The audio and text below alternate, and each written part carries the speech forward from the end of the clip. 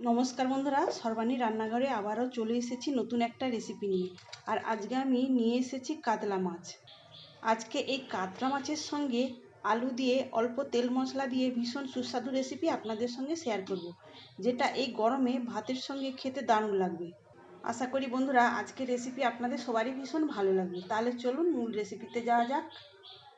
আজকে রেসিপির জন্য এখানে আমি নিয়েছি 5 পিস কাতলা মাছের গাদার পিস। তার মধ্যে দিয়ে দিয়েছি হলুদ, আর এখন দিয়ে দিলাম লবণ। তবে মাছটা আমি পরিষ্কার করে জল দিয়ে ধুয়ে জলটা ঝরিয়ে রেখেছিলাম। এখন এই হলুদ আর লবণটাকে মাখিয়ে নেব।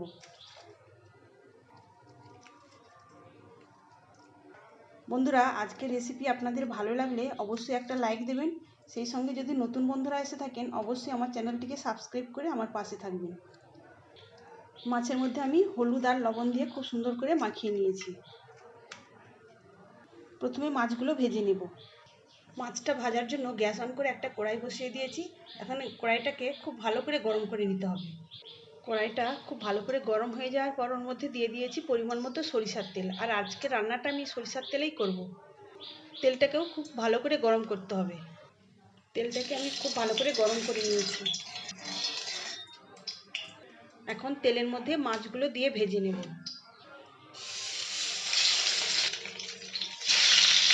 এখানে আমি সব মাছগুলো একসঙ্গে দিয়ে দিয়েছি। এখন এক পাশটা খুব ভালো করে ভেজে নিতে হবে, তারপরে অপর পাশটা ভাজার জন্য উল্টে দিতে হবে। আর তেলটা অবশ্যই খুব ভালো করে গরম করে নিতে হবে, তা না হলে কিন্তু মাছটা উল্টোবার সময় লেগে যেতে পারে আর মাছগুলো ভেঙে যাওয়ারও সম্ভাবনা থাকবে। আর গ্যাসের ফ্লেমটাকে বাড়িয়েই মাছগুলো উল্টে পাল্টে ভেজে নিতে হবে। এক পাশটা আঁচ খেয়ে গেছে, এখন আমি অন্য পাশটা ভাজার জন্য উল্টে দেবো। তো এইভাবে উল্টে পাল্টে মাছগুলোকে লাল করে ভেজে নেব। মাছগুলো ভাজা হয়ে গেছে, এখন এই মাছগুলোকে তেল থেকে তুলে নেব। ভাজা মাছগুলো তুলে নিয়েছি। এখন ওই মাছ ভাজার তেলেই কেটে রাখা আলুগুলো দিয়ে ভেজে নেব। আলুগুলোকে একটু সময় নিয়ে নাড়াচাড়া করে ভেজে নেব।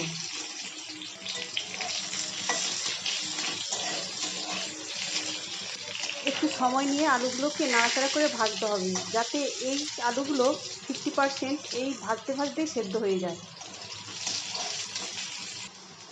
আলুগুলোকে আমি একটু সময় নিয়েই লাল করে ভেজে নিয়েছি, আর দেখুন অনেকটাই সেদ্ধ হয়ে গেছে। আমি কিন্তু আর তেল দিইনি, মাছের তেলেই আলুগুলো ভেজে নিয়েছি। এখন আলুগুলোকে এক সাইডে সরিয়ে মাঝখানে একটু ফাঁকা করে দেবো। গ্যাসের ফ্লেমটাকে এই পর্যায়ে আমি কমিয়ে দিয়েছি। এখন এই মাঝখানে ফোড়নে দিয়ে দেবো একটা শুকনো লঙ্কা, দিয়ে দেবো হাফ চামচ কালো জিরে, আর নিয়েছি কয়েকটা কারি পাতা। ফোড়নটাকে সুন্দর করে ভেজে নিতে হবে। ফোড়নটা ভাজা হয়ে গিয়েছে, এখন আমি এর মধ্যে দিয়ে দেবো একটা মিডিয়াম সাইজের কুচানো পেঁয়াজ। আর পেঁয়াজটাকে আমি কীভাবে কেটেছি আপনারা নিশ্চয়ই বুঝতে পারছেন। পেঁয়াজটাকে দিয়ে আলু সহ একসঙ্গে ভালো করে নাড়াচাড়া করে ভেজে নিতে হবে। কিছুক্ষণ এইভাবে নাড়াচাড়া করে ভেজে নেওয়ার পর এর মধ্যে দিয়ে দেবো একটা মিডিয়াম সাইজের পাকা টমেটো, আমি এইভাবে কেটে নিয়েছি। সব কিছু আবারও ভালো করে নাড়াচাড়া করে ভেজে নিতে হবে। তবে এই সময় আমি পরিমাণ মতো একেবারে লবণটা দিয়ে দিলাম, দিয়ে নাড়াচাড়া করে নেব। তাহলে কিন্তু এই টমেটোটা লবণ দেওয়ার ফলে তাড়াতাড়ি নরম হয়ে যাবে। বেশ কিছুক্ষণ নাড়াচাড়া করে নেওয়ার ফলে দেখুন টমেটোটাও নরম হয়ে গেছে। আর এখানে আমি মশলার মধ্যে নিয়েছি বাটা মশলা, শিলপাটায় বেটে নিয়েছি। আদা, জিরা আর কাঁচা লঙ্কা আমি এদিকে বেটে নিয়েছি। আর এখানে নিয়েছি সরষা আর সাদা, আর নিয়েছি পোস্ত, 1 চামচ পোস্ত, আর নিয়েছি হাফ চামচ সাদা সরিষা, শিলপাটায় বেটে নিয়েছি। এখন আমি এর মধ্যে দিয়ে দেবো বেটে রাখা কাঁচা লঙ্কা, আদা আর জিরা, আর দিয়ে দেবো পরিমাণ মতো হলুদের গুঁড়ো। যেহেতু আমি এখানে কাঁচা লঙ্কা বেটে দিয়েছি, তাই ঝালের জন্য অল্প একটু গুঁড়ো ঝাল লঙ্কার গুঁড়ো দেবো।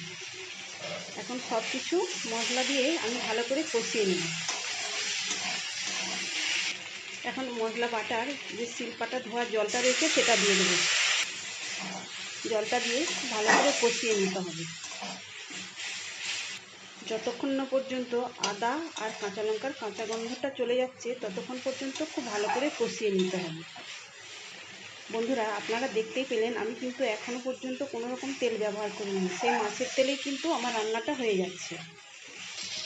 এখানে মশলাটা আমি খুব সুন্দর করে কষিয়ে নিয়েছি। এখন আমি এর মধ্যে দিয়ে দেবো বেটে রাখা পোস্ত আর সাদা সরিষা। আবারও একটু নাড়িয়ে চাড়িয়ে কষিয়ে নেব। এখন দিয়ে দেবো পরিমাণ মতো জল, তবে জলটা আমি গরম করে নিয়েছি। যে কোনো রান্নাতে যদি জলকে গরম করে দেওয়া হয় তাহলে রান্নাটাও তাড়াতাড়ি হবে আর স্বাদও বাড়িয়ে দেবে। যেহেতু আমি হালকা পাতলা ঝোল করব তাই জলের পরিমাণটা একটু বেশিই দিয়েছি। আমি আগেই লবণ দিয়ে দিয়েছিলাম আর এখন লবণ দিতে লাগবে না। বন্ধুরা, প্রচণ্ড গরম পড়েছে আর এই গরমে এইরকম হালকা পাতলা ঝোল দিয়ে যদি ভাত খাওয়া যায় কিন্তু শরীর খারাপও হবে না আর খেতেও ভালো লাগবে। এখন ঢেকে দিয়ে আমি 3 থেকে 4 মিনিট রেখে দেবো আর গ্যাসের ফ্লেমটাকে মিডিয়ামে করে দেবো। মিনিট 4 পরে আমি একবার ঢাকাটা খুলে নিলাম আর দেখুন এখানে ঝোলটাও খুব সুন্দরভাবে ফুটছে আর এই 4 মিনিটে আলুটাও সেদ্ধ হয়ে গেছে। এখন ভেজে রাখা মাছগুলো দিয়ে দেবো। মাছগুলো দিয়ে ঝোলের সঙ্গে একটু নাড়িয়ে চাড়িয়ে আবারও ঢেকে দেবো 2 মিনিটের জন্য। হয়তো এই মাছের ঝোলের কালারটা খুব সুন্দর হবে না, কিন্তু খেতে দারুণ টেস্টি হবে। আমি কিন্তু এর মধ্যে আর কোনো রকমের মশলা দেব না। আপনারা চাইলে কিন্তু গরম মশলার গুঁড়ো বা আবারও ভাজা জিরার গুঁড়ো দিতে পারেন।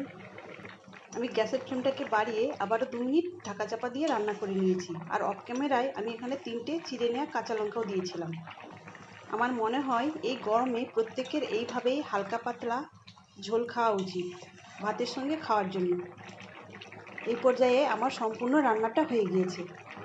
তাহলে বন্ধুরা, এই গরমে শরীর সুস্থ রাখতে আপনারা কিন্তু এইভাবেই অল্প তেল মশলা দিয়ে হালকা পাতলা ঝোল দিয়ে ভাত খাওয়ার চেষ্টা করবেন।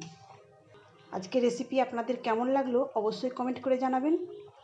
তাহলে আজকের মতো আসি। সবাই ভালো থাকবেন, সুস্থ থাকবেন। ধন্যবাদ।